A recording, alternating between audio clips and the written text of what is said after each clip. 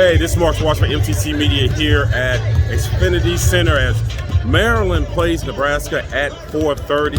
The Terps, in their last 5 games, are 3-2. They alternated wins and losses. The last one, though, was the one that sticks to your memory: 73-55 win over Wisconsin. The Badgers. Again, if you look at Maryland and what they've done, 2 guys have really stepped things up and could determine what the rest of the season looks like. One is Julian Reese, who has played against some of the best big men in the Big Ten and has held his own, even though you can easily argue that he's playing out of position. The next one is Hakeem Hart. I don't know if there's a more viable player on this team, because Hakeem Hart can do a lot of things, from his length, being able to defend multiple positions, from being able to hit the 3, he can get to the basket. So many things that Hart does that probably a lot of people aren't noticing.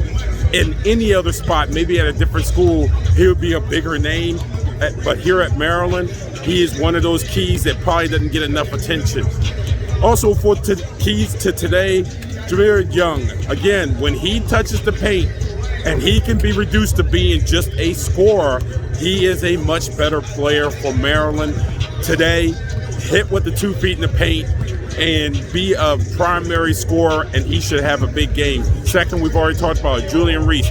Maryland has been decent on the boards, even against bigger teams. Reese needs to lead the way along with Dante Scott in controlling the boards, controlling the play for Maryland. And last but not least, defending the 3-point line. If Maryland can defend the 3-point line today, reduce Nebraska into trying to grind out 2 points each possession. If Maryland, as far as from a talent point of view, is superior to Nebraska, let's not kid ourselves.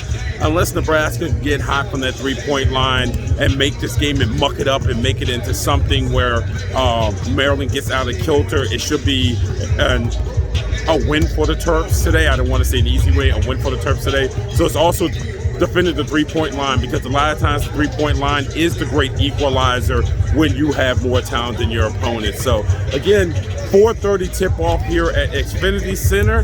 This is Mark Washington from MTC Media.